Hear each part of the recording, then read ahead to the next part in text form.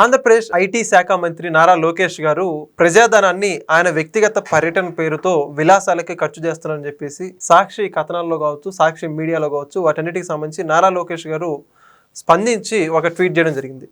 మొత్తానికి ఆ ట్వీట్ గురించి, నారా లోకేష్ గారు పెట్టిన విధానం గురించి మరిన్ని విషయాలు తెలుసుకోవడానికి మనతో ఉన్నారు సీనియర్ జర్నలిస్ట్ డాక్టర్ కనకదుర్గ ఉర్లమణి గారు. నమస్కారం అండి. నమస్తే అండి.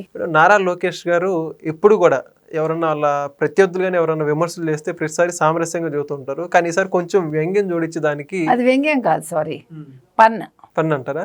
ఓకే. అయితే ఇప్పుడు మొత్తానికి ఆ పుష్ప సినిమాలో డైలాగ్ లాగా ఉందని చెప్పి చాలా మంది చెప్పుకుంటూ ఉన్నారు.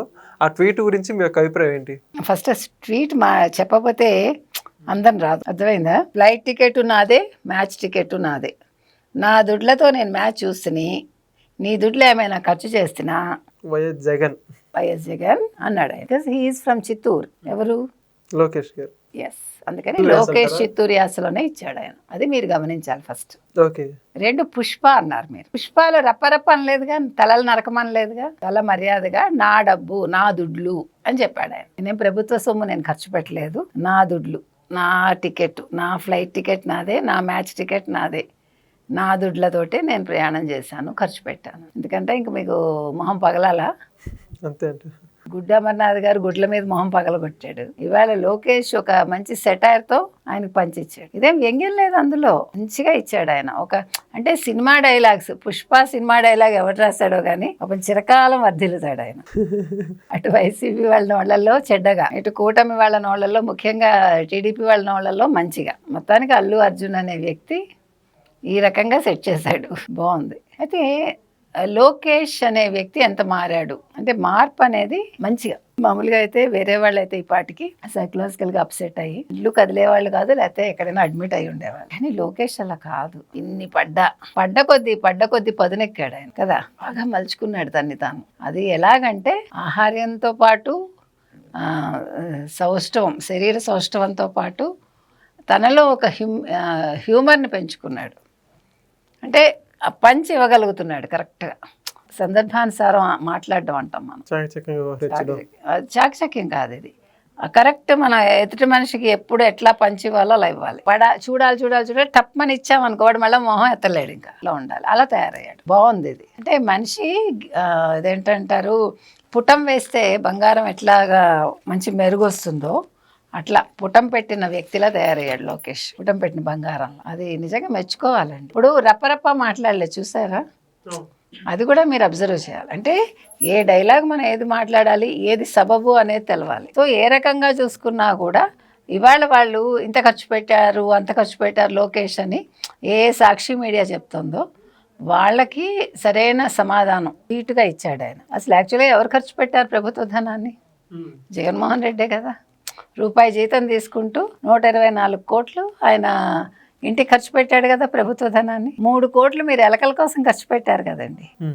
అది మర్చిపోతే ఎట్లా? మీకు నాకు తెలియదు, ఎలకల కోసం 3 కోట్లు ఖర్చు పెట్టచ్చు ప్యాలెస్కి.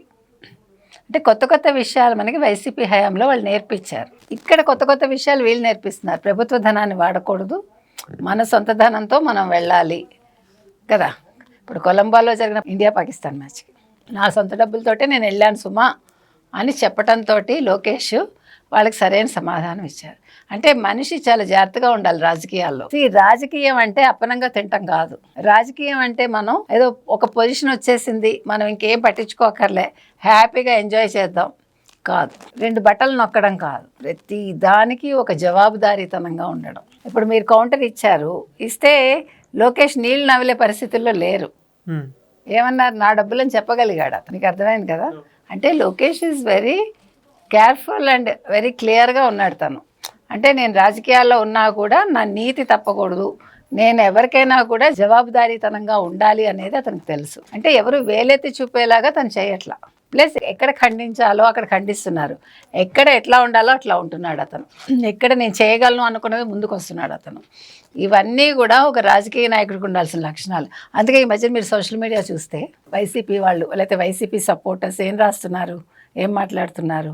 ఇంకేముంది, లోకేష్ ఉగాదికి సీఎం అయిపోతారు, ఇప్పుడు ముర్మూది కూడా అయిపోతుంది, ఇంకా ముర్మూది అయిపోతే చంద్రబాబు నాయుడు గారిని రాష్ట్రపతిని చేసేస్తారు.